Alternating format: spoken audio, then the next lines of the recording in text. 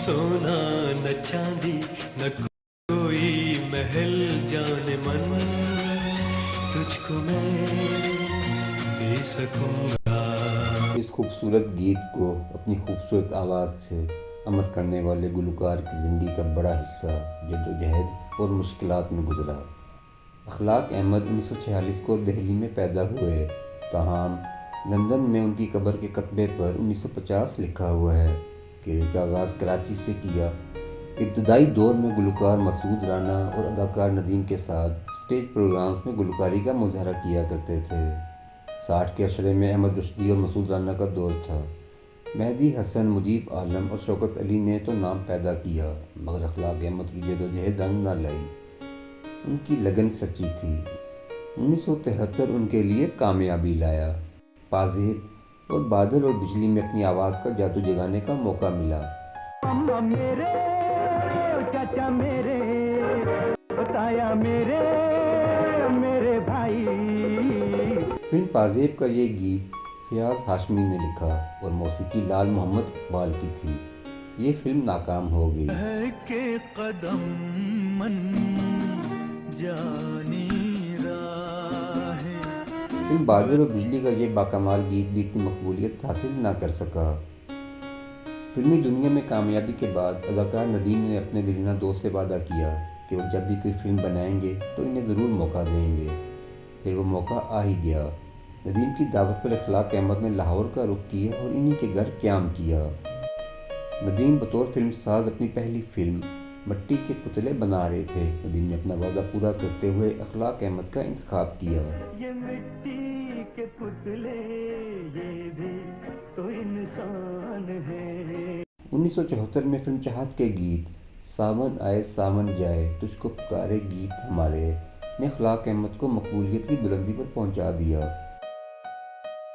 کبھی خواہشوں نے لوٹا، کبھی بے بسی نے فلم مہربانی کے اس گیت کو بھارت میں بھی کاپی کیا گیا۔ اخلاق احمد سے ایک کہانی یہ بھی جڑی ہوئی ہے کہ رفیع صاحب ایک کنسرٹ میں شرکت کے لیے دبئی گئے ہوئے تھے۔ انہوں نے چند افراد کو اخلاق احمد کا گیت ساون آئے ساون جائے سنا۔ رفیع صاحب نے پوچھا کہ انہوں نے یہ گیت کب گایا تھا۔ انہیں بتایا گیا کہ یہ ایک ابھرتے ہوئے پاکستانی گلوکار اخلاق احمد کی آواز ہے۔ محمد رفیع یہ سن کر بہت خوش ہوئے اور کہا کہ جب وہ پاکستان جائیں تو ان کی نیک خواہشات اخلاق احمد تک ضرور پہنچائیں۔ اسٹیج، ریڈیو اور ٹیلی ویژن کے نامور موسیقار زید فہیم کہتے ہیں کہ اخلاق احمد کی موسیقار نثار بزمی صاحب کو اپنا گانا سنانے کی بہت خواہش تھی۔ بزمی صاحب کی بیٹی کی شادی کی تقریب میں اخلاق کو وہاں لے گیا۔ اخلاق احمد نے وہاں گیت سنائے۔ بزمی صاحب بولے، بیٹا آپ نے رفیع صاحب کو بہت اچھا گایا، واقعی آپ کی آواز تو اچھی ہے لیکن میں نے ابھی تک آپ کو نہیں سنا۔ اخلاق احمد ان کا مطلب سمجھ نہ پائے، پھر سمجھایا کہ آپ دوسروں کی آواز میں گا رہے ہیں، خود اپنی آواز میں سنائیے۔ وہ سمجھ گئے کہ بچہ گھبرا گیا ہے، پھر کہا کہ کسی وقت مجھ سے ملنا۔ اخلاق احمد سادہ طبیعت کے مالک تھے، کبھی پیسے کا لالچ نہیں کیا، جو کسی نے دیا لے لیا، ہمیشہ چہرے پر مسکراہٹ ہوتی۔ انہوں نے کیریئر کے دوران 8 دفعہ بہترین گلوکار کا نگار ایوارڈ حاصل کیا۔ نکاح ان کے کیریئر کی آخری فلم ثابت ہوئی۔ اخلاق احمد نے 19 موسیقاروں کی موسیقی میں گایا۔ سب سے زیادہ 36 گیت ایم اشرف کی سنگت میں گائے۔ رابن گھوش کے ساتھ ان کی جوڑی بہت مقبول رہی۔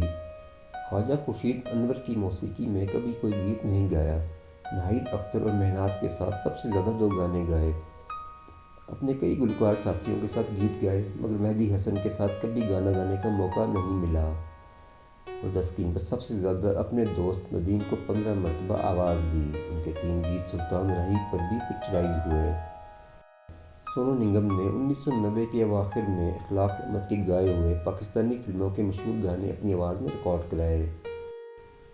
اخلاق احمد کو 1985 میں خون کے سرطان کی تشخیص ہوئی۔